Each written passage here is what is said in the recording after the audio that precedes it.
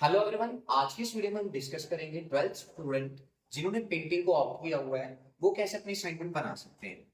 First sheet आपको कैसे लिखनी होती है पहले मैं बता चुका हूँ। सबसे पहले आप अपना नाम लिखते हैं, आपका enrolment number, study centre code, subject और क्लास।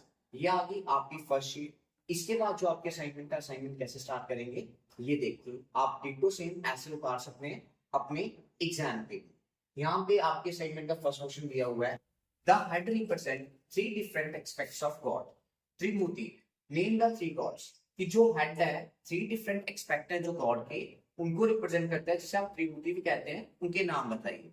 तो इधर आंसर में दिया हुआ है कि the three heads of God Trimurti represent the three Hindu deities, namely deities होते हैं भगवान, कि उनके नाम क्या क्या है, ब्रह्मा, विष्णु, शिवा। ये उन तीनों के नाम है और उनके बारे में थोड़ा थोड़ा बताया हुआ है। आप इसका स्क्रीनशॉट ले सकते हैं। आगे का देखिए, इधर इसकी एक्सप्लेनेशन दी हुई है। जो ब्रह्मा है, Brahma is the create, Brahma जो है वो क्रिएटर है इस यूनिवर्स के। गॉड ब्रह्मा का रोल है कि वो इधर की जो लाइफ है उसको लाते हैं बैलेंस और क्रिएट करते हैं यूनिवर्स को एग्जिस्टेंस में। मतलब हमारे यूनिवर्स को चलाने का जो काम है वो किसका है, ब्रह्मा का। नेक्स्ट बात करें विष्णु। विष्णु जो है वो प्रिजर्वर है और प्रोटेक्टर है, वो बचाव करते हैं और रक्षा करते हैं इस यूनिवर्स की। और जो गॉड विष्णु का रोल है, उनका क्या रोल है कि वो मेंटेन करते हैं यहाँ का ऑर्डर जो है और इस दुनिया में संतुलन बनाए रखते हैं और इंश्योर करते हैं कि वर्ल्ड जो है कॉन्टिन्यूटी चलता है। ठीक है। शिवा की बात करें, शिवा इसको इनको डिस्ट्रॉयर बोला गया है और ट्रांसफॉर्मर बोला गया हुआ है। और जो शिवा का रोल है, उनका क्या रोल है कि वो यहाँ पे आपका एंड करते हैं यूनिवर्स साइकिल का और एक वे प्रोवाइड करते हैं रिन्यू से, कि आप किसी भी चीज को रिन्यू कैसे कर सकते हैं। ठीक है, फर्स्ट क्वेश्चन आपका इतना सही है, ज्यादा लेंथ लिखने की आपको कोई जरूरत नहीं है। नेक्स्ट क्वेश्चन डिस्कस करते हैं। नेक्स्ट क्वेश्चन में क्या बोला हुआ है, second question, why is it said that painters of Vasoli were influenced by poetic description of Krishna Leela and used this romantically in name anyone title of the Vasoli painting। इस question में आपको Vasoli ये पूछा गया है कि क्यों जो पेंटर्स थे Vasoli के, वो उन इन्फ्लुएंस होते रहे जो पोएटिक डिस्क्रिप्शन दी गई थी कृष्ण लीला में, और उनका जो रोमांटिकली पेंटिंग्स का वो यूज क्यों करते थे। कोई एक ऐसी पेंटिंग बताओ Vasoli पेंटिंग की जो कृष्ण लीला को रिप्रेजेंट करती हो। तो इधर आंसर में दिया हुआ है, मैं क्वेश्चन ऊपर कर रहा हूँ, आंसर आप देख सके। इसमें क्या दिया हुआ है कि जो पहाड़ी स्कूल ऑफ पेंटिंग थे वो थोड़े डिफरेंट थे अदर स्कूल ऑफ पेंटिंग से जो इंडिया में उस टाइम पे हो जाते थे। बहुत सारी पेंटिंग्स थी, राजस्थानी पेंटिंग्स थी, पहाड़ी पेंटिंग्स थी, मुगल पेंटिंग्स थी। बट इधर इन्होंने मेन डिस्कस किया जो पहाड़ी पेंटिंग थी वो हर टाइप की पेंटिंग जितनी भी इंडिया में होती थी उनसे डिफरेंट थी। जो रीजन था ये बहुत एक्सपोज था, इसमें रिलीजियस मतलब ये रिलीजियस धार्मिक चीजों में बहुत ज्यादा बिलीव करते थे और मुगल का इन्फ्लुएंस था यहाँ पे बहुत ज्यादा। और जो स्कूल थे ये फेमस थे, ब्यूटीफुल फ्लोइंग लाइन्स थी, इसमें ब्रिलियंट कलर्स का यूज किया जाता था। और जो पेंटर्स थे पहाड़ी स्कूल के, उनका नेचर के रिलेटेड बहुत ही ज्यादा प्यार था और वो डिपिक्ट करते थे नेचर को, उसके रिलेटेड केयर दिखाते थे, लव शो करते थे, प्यार शो करते थे पेंटिंग। नेक्स्ट पॉइंट जो बोला हुआ है, अ वेरी डोमिनेंट, एक टाइटल जो आपकी पेंटिंग आपकी बुक में भी दी गई है वो कौन सा दिया हुआ है, कृष्णा वेटिंग फॉर राधा। इसमें बताया हुआ है कि जो कृष्ण, आप इसके स्क्रीनशॉट ले सकते हैं। डन, नेक्स्ट पे चलें। आपकी जो पेंटिंग डिस्कस की हुई है वो है कृष्णा वेटिंग फॉर राधा।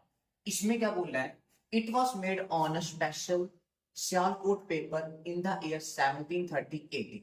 ये जो सियालकोट का स्पेशल पेपर होता था उस पेपर पे बनी हुई पेंटिंग है और इसे एक ग्रेट आर्टिस्ट ने बनाया हुआ है। आर्टिस्ट का क्या नाम है वो इधर दिया हुआ है आपको, जिनका नेम था मांगू। और इसमें प्रेजेंट किया हुआ है और ये प्रेजेंटली जो ये पेंटिंग है ये आपको दिल्ली का जो नेशनल म्यूजियम है न्यू दिल्ली का, वहां पे मिल जाएगी। ठीक है, ये था आपका सेकंड क्वेश्चन। आइए डिस्कस करते हैं आपका थर्ड क्वेश्चन। थर्ड क्वेश्चन में दिया हुआ है, right the name and colour of stone used in Taj Mahal. कि कौन से कलर और क्या नाम था उस पत्थर का जिसे ताजमहल बनाने के लिए यूज किया गया था। मुगल एम्परर शाहजहां जो थे उन्होंने ताजमहल बनाया था, जैसा कि आप जानते हैं, अपनी वाइफ की याद में, जिनका नाम था मुमताज महल। और कौन से साल में बनाया था? 1632। और इसे बनाने के लिए 22 ईयर्स लग गए थे। जो व्हाइट मार्बल स्टोन है फ्रॉम माकरना माकरना माइंस जो राजस्थान में है, वहां से इसका यूज किया गया था इसकी कंस्ट्रक्शन के लिए। नेक्स्ट पॉइंट देखें, लाइमस्टूको को यूज किया गया था सीमेंटिंग करने के लिए, इसके कंस्ट्रक्शन वर्क के लिए। इसमें आपका बहुत ही शॉर्ट वे में आपका इसका आंसर हो गया। नेक्स्ट क्वेश्चन की बात करें, फोर्थ क्वेश्चन की। फोर्थ क्वेश्चन में बोला है observe carefully the painting Falcon on a word rest. ठीक है, एक पेंटिंग को ऑब्जर्व करने के लिए दिया है, ये आपकी बुक में दी हुई है। ये एक सुपर एग्जांपल है उस्ताद मानसूर के वर्क की, जस्टिफाई करो उसको अपने वर्ड्स में। जो Falcon on a word rest है, ये उस्ताद मानसूर ने बनाई हुई है। ये रिमार्केबल पीस है उनके आर्ट का। This painted created during the Mughal era. और जो ये पेंटिंग है इसे मुगल एरा के टाइम पे बनाया गया है। Showcases exceptional skill and attention to detail the Mansur process. तो इसमें उनकी एक्सेप्शनल स्किल्स को दिखाया, उनकी अटेंशन दिखाई गई, कैसे उन्होंने डिटेल में काम किया हुआ है। और जो इसमें एक वर्ड दिखाया हुआ है जो रेस्ट में है, उसके अराउंड का फ्लोरा एंड फाउना दिखाया है। फ्लोरा एंड फाउना क्या होता है? आपके प्लांट्स एंड एनिमल्स, उसको दिखाया हुआ है। फिर उसके आगे क्या बोला हुआ है कि जो रिफ्लेक्ट कर रहे हैं उनकी ऑब्जर्वेशन नेचर के रिलेटेड, और उनकी एबिलिटी कितनी अच्छी है, जिसमें उन्होंने पूरे के पूरे लाइफ लाइक फीचर को, जो फैल्कॉन का पूरा लाइफ लाइक फीचर है उसको एक्सप्लेन किया हुआ है और एक बैलेंस बना के रखा हुआ है उस पूरी की पूरी पेंटिंग में। ये बोला हुआ है। एट लास्ट में देखें, लास्ट में क्या बोला हुआ है? Moreover Mansur work is not merely a representation of nature. ये सिर्फ नेचर की रिप्रेजेंटेशन नहीं है, पर ये सिंबल है उनकी पावर का, उनकी अथॉरिटी का, जिसको चेरिश किया गया था पास्ट टाइम की जो मुगल रॉयल्टी थी उसके द्वारा। और जो पेंटिंग है ये बहुत ही ज्यादा फैसिनेटिंग पेंटिंग्स हैं। तो उसमें बताया हुआ है कि फैसिनेटिंग है नेचर वर्ल्ड के साथ। और एंड देयर डिजायर, और उनकी डिजायर नहीं थी कि वो प्रिसेशन करने के लिए, बस ये बताया। और लास्ट में हम समरी में कंक्लूड कर सकते हैं। इसकी समरी में उन्होंने क्या बोला हुआ है? Falcon on a word rest, ये आउटस्टैंडिंग एग्जांपल है उसका मानसूर आर्टिस्टरी की। और जो इसमें उन्होंने अपनी एबिलिटीज को दिखाया हुआ है, जो वो ब्लेंड कर रहे हैं रियलिज्म में, सिंबलिज्म में, और उनकी सुपर ये रिप्रेजेंटेशन है मुगल आर्ट की इस एरा की। ठीक है, इस क्वेश्चन में इतना ही बोला हुआ है। नेक्स्ट क्वेश्चन देखते हैं। आपके पहले 4 क्वेश्चन हो गए। फिफ्थ क्वेश्चन देखते हैं। फिफ्थ क्वेश्चन में क्या बोल रहा है? फिफ्थ क्वेश्चन में आपको बोला है कि which type of material Ram Kinkar used for sculpture, name any one sculpture of Ram Kinkar and describe। कि क्या कौन से टाइप का मटेरियल जो राम किंकर थे वो यूज करते थे स्कल्पचर बनाने के लिए, एक स्कल्पचर का नाम बताओ और उसको डिस्क्राइब करो। राम किंकर जो थे, इन्होंने विश्वा भारती जो शांति निकेतन में है वहां पे पढ़े हुए हैं। और ये नंदलाल बोस के साथ क्लोजली एसोसिएट थे और विनोद बिहारी मुखर्जी के साथ भी एसोसिएट थे। He had multiple famous sculptures, इनके बहुत सारे फेमस मल्टीपल स्कल्पचर्स हैं। और जो one of his famous sculpture यक्ष एंड यक्षिणी, ठीक है, जो installed at the reserve bank of India new Delhi. इनकी मोस्ट इंपॉर्टेंट पेंटिंग है यक्ष एंड यक्षिणी, जो वहां पे इंस्टॉल की गई है, जो रिजर्व बैंक है इंडिया के न्यू दिल्ली में। वहां पे आप इस पेंटिंग को देख सकते हैं। अब इधर क्या कहा हुआ है, इस पेंटिंग के आगे की डिस्क्रिप्शन क्या दी हुई है कि जो राम किंकर थे, मैं से ऊपर कर रहा हूँ। हाँ, जो राम किंकर थे ये एक पॉइंटरी इंडियन स्कल्पचर थे, जिन्होंने प्राइमरी वर्क किया है, बहुत सारे तरीके के मटेरियल का यूज करके अपने स्कल्पचर्स बनाते थे।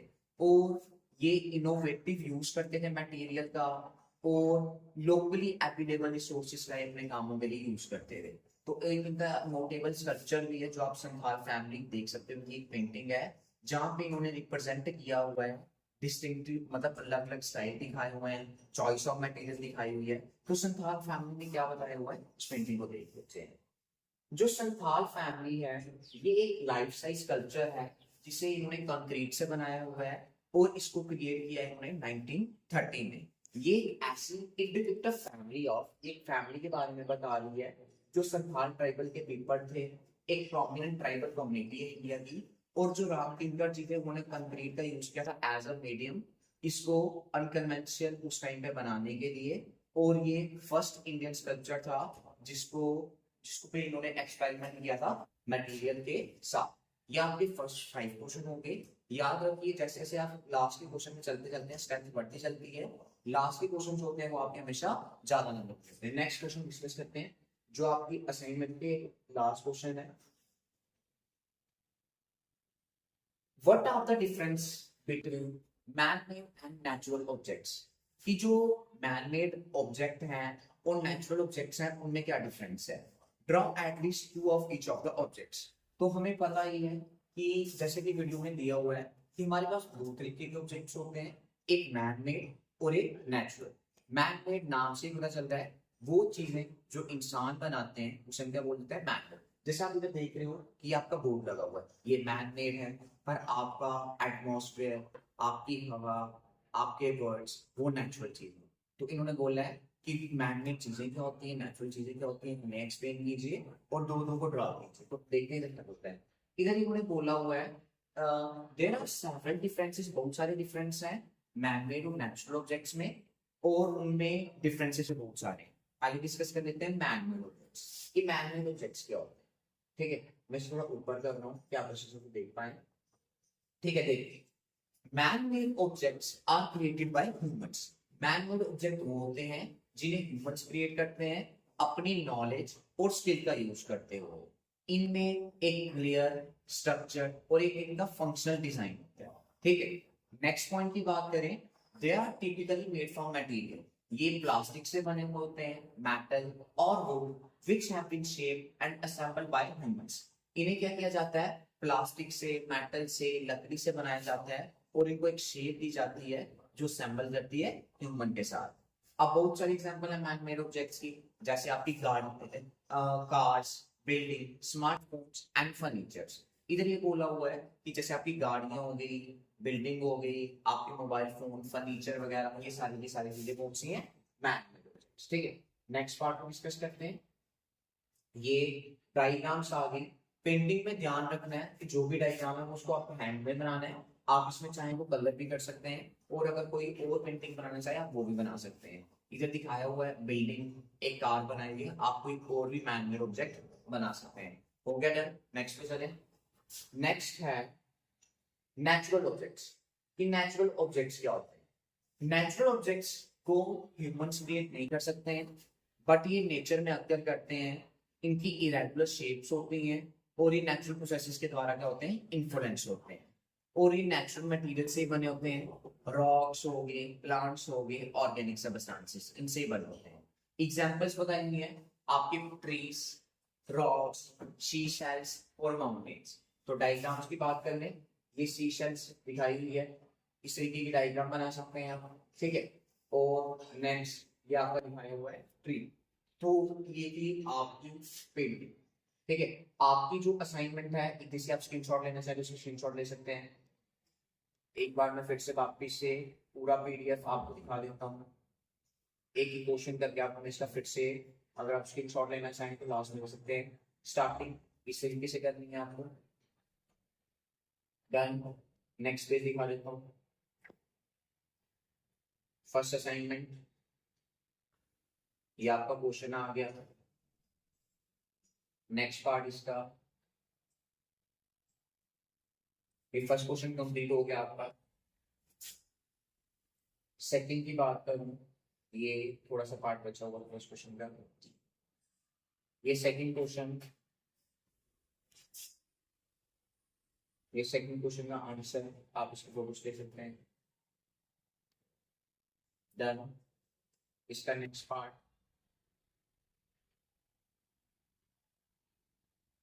डन, इसका थोड़ी सी लाइन्स तो बची हुई हैं। थर्ड क्वेश्चन आपका,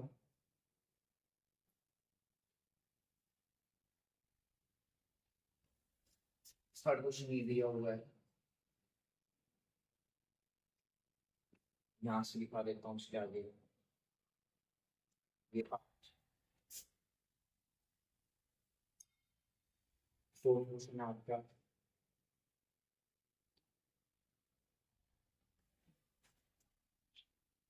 Next, then इसका second part.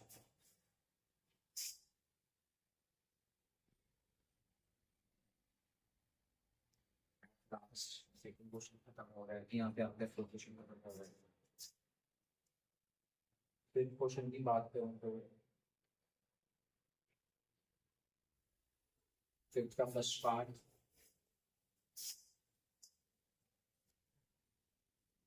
the second part,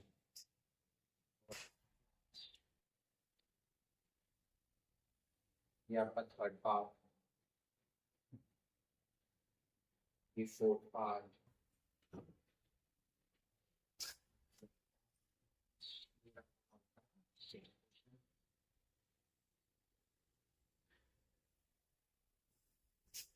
first mind projects,